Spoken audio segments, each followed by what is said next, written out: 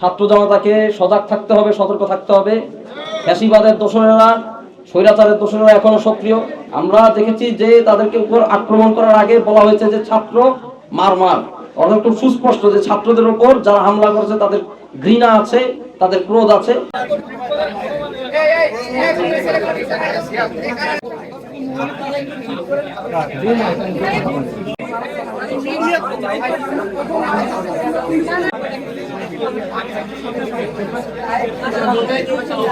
আমাদের যে কর্মসূচি ছিল মার্চ ফর ইউনিটি, তাতে যোগ দিতে পথে থাকা খুলনা থেকে আসা বৈষম্যবিরোধী ছাত্র আন্দোলন এবং জাতীয় নাগরিক কমিটির যারা ছিলেন তারা আক্রমণের শিকার হয়েছেন বাগেরহাটে, যেটা আসলে প্রমাণ করে যে এখনো ছাত্র জনতাকে সজাগ থাকতে হবে, সতর্ক থাকতে হবে।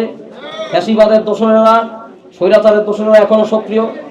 আমরা দেখেছি যে এই হামলার পরে সেখানে স্থানীয় পুলিশ প্রশাসন সম্পূর্ণরূপে ব্যর্থতার পরিচয় দিয়েছে। তারা আমাদের ছাত্র ভাইদেরকে, বোনদেরকে রক্ষা করতে ব্যর্থ হয়েছে।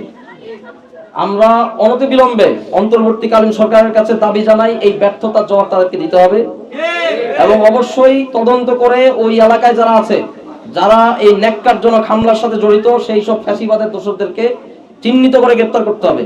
আমরা দেখেছি যে তাদেরকে উপর আক্রমণ করার আগে বলা হয়েছে যে ছাত্র মার মার, অর্থাৎ খুব সুস্পষ্ট যে ছাত্রদের উপর যারা হামলা করেছে তাদের ঘৃণা আছে, তাদের ক্রোধ আছে।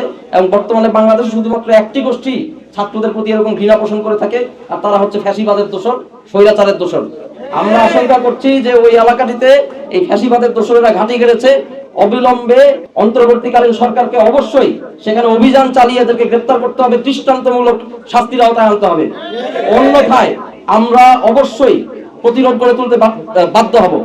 এবং আমাদের এই ন্যাক্কারজনক হামলায় আহত যে সকল ভাই ও বোনেরা আমাদের এখানে আছেন এবং আরো যারা আহত হয়েছেন, প্রত্যেকের সুচিকিৎসা নিশ্চিত করতে হবে এবং এদের জীবনের নিরাপত্তা এবং সারা দেশে বিভিন্নভাবে হামলার শিকার হওয়া যে শিক্ষার্থীরা আছেন তাদের নিরাপত্তা অনতিবিলম্বে অন্তর্বর্তীকালীন সরকারকে নিশ্চিত করতে হবে।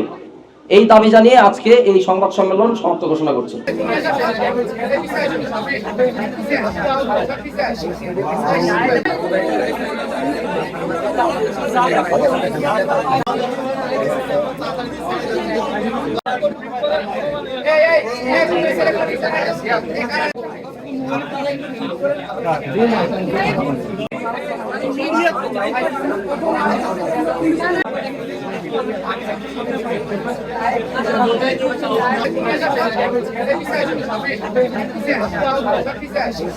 Thank you.